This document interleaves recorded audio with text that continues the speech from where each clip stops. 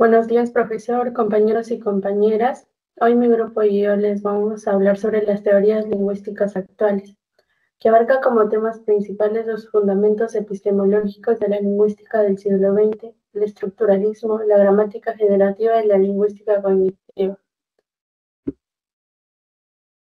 Nuestro grupo es el grupo 1 y los integrantes son Nicolás Cindy Capurro Castañeda, Isabela Dayanira Sánchez Palomares, Steven Clever Boya Bonifacio y yo, Malik Carrera Arias.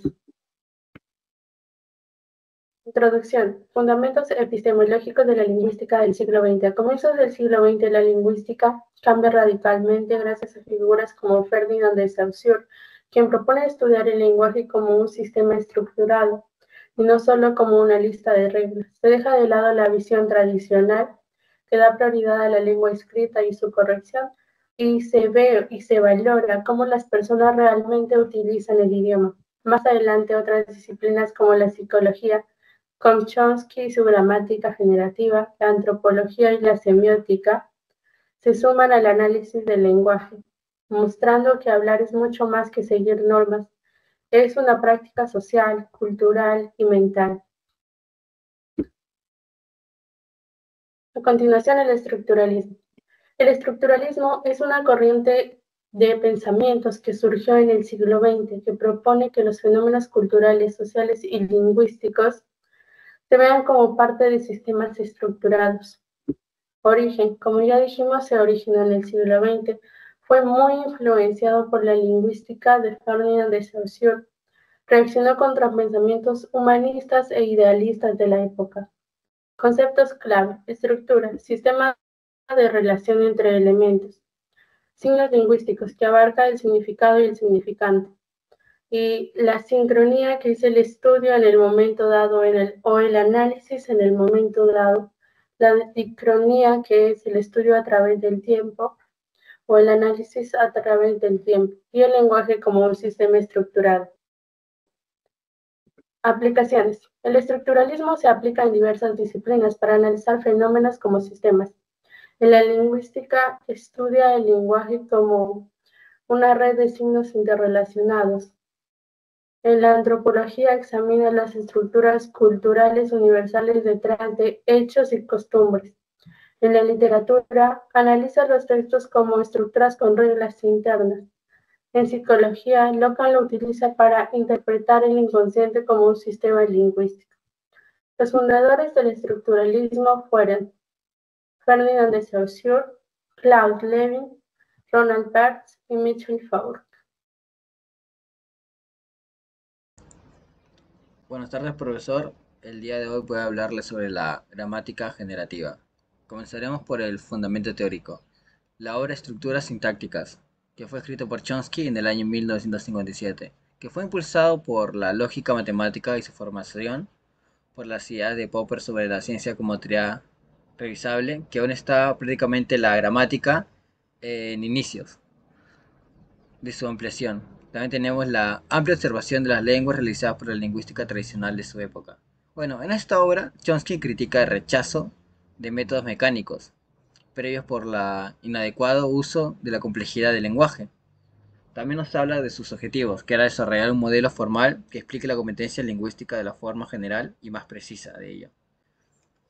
Aquí también tenemos la teoría gramatical. El objetivo de la teoría gramatical, según Chomsky, era describir el lenguaje como un conjunto potencialmente infinito de frases gramaticales. El otro era explicar el conocimiento lingüístico del hablante, entendiendo la facultad del lenguaje como un sistema innato del ser humano. Chomsky nos habla de esta forma porque nos trata de decir que estamos biológicamente capacitados para el lenguaje, o sea, adiós a la prueba de error, adiós al estímulo y respuesta que se creía antes, porque Chomsky nos dice que al igual que un pájaro nace y todavía no puede volar, pero está biológicamente capacitado para volar cuando crezca, ocurre lo mismo con los bebés. Nacen ya programados para dominar el lenguaje. Todavía no pueden hablar, pero lo harán pronto, y sin demasiado esfuerzo, para aprender un idioma.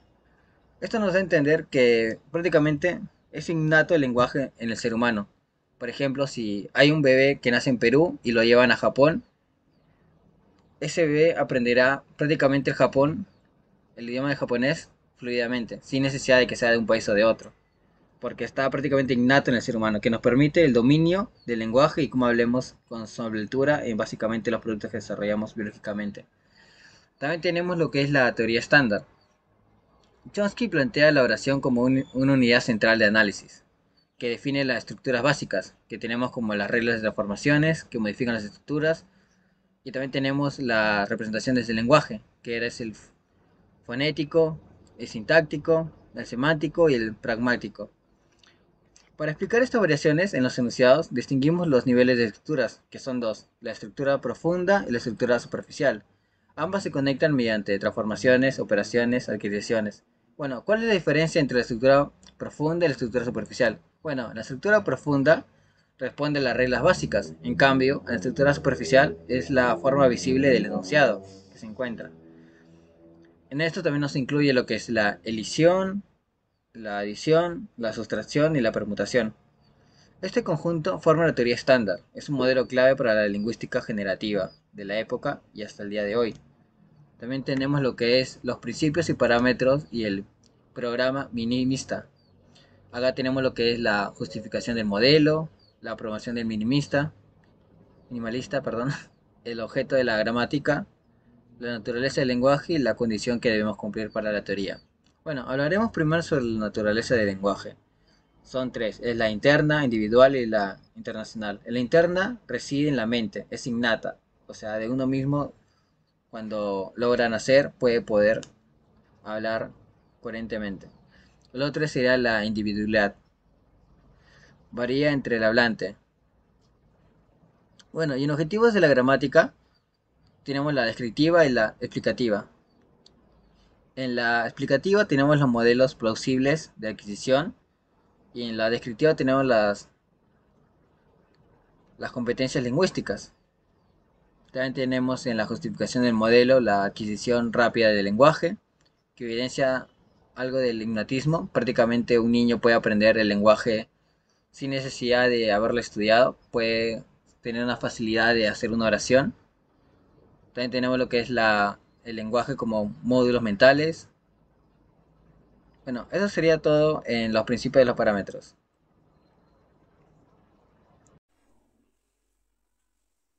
Buenos días, profesor. Buenos días, compañeros. Mi nombre es Isabel Dayanira Sánchez Palomares. Hoy me tocó hablar sobre la lingüística cognitiva. La lingüística cognitiva estudia el lenguaje como parte integral de la cognición humana. Es decir, el lenguaje no es un sistema autónomo, sino una manifestación del pensamiento basado en la experiencia, la percepción y el cuerpo. Una de las características de la lingüística cognitiva es que es interdisciplinaria, es decir, que se relaciona a otras ciencias cognitivas, como es la psicología, la antropología, la inteligencia artificial. El inicio de esta tendencia se da en California en los años 80, con dos autores y dos obras fundamentales, como lo es Mujeres, Fuego y Cosas Peligrosas de George Lakoff y Fundamentos de la Gramática Cognitiva de Ronald Langacker. A finales de los 80, el cognitivismo ha experimentado un gran desarrollo. Como prueba de esto es la creación de la Asociación Internacional de Lingüística Cognitiva en 1989 y la proliferación de revistas, como lo es la Cognitive Linguistics. Entre los psicolingüistas más relevantes podemos citar a Eleanor Roche, con la teoría de prototipos, de la cual hablaremos luego.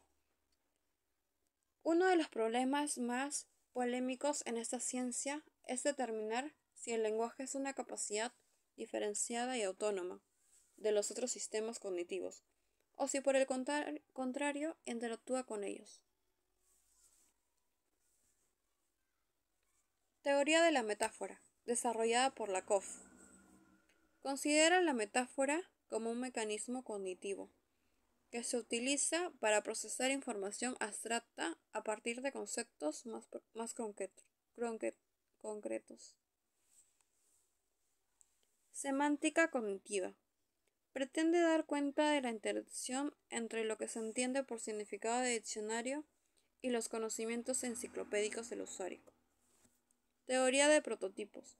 Se fundamenta en una concepción no tradicional de la categorización basada en la aceptación de categorías difusas, definidas por haces de rasgos y relaciones de semejanza de familia, constituida por miembros prototípicos y periféricos.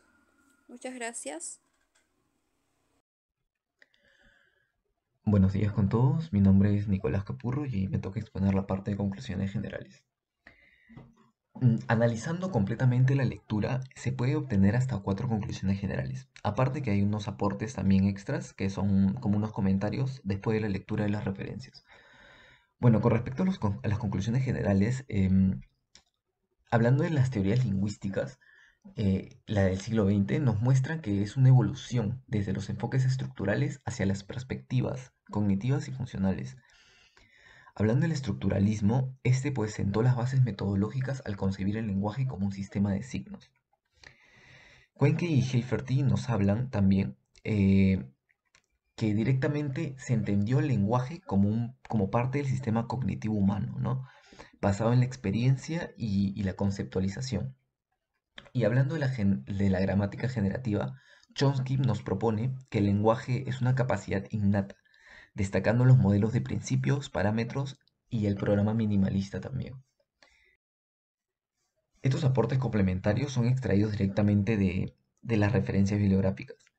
González Nieto nos destaca la aplicación, por ejemplo, de las teorías en la enseñanza y el análisis del discurso, ¿no? Aparte, Lavitt nos habla de las tecnologías en el estudio y el uso del lenguaje y señala el impacto de estas mismas. Y bueno, en el análisis textual también se nos indica, ¿no?, que este integró estructuras lingüísticas y funciones comunicativas, ampliando una perspectiva discursiva. También llegando al punto de las referencias bibliográficas, ¿no?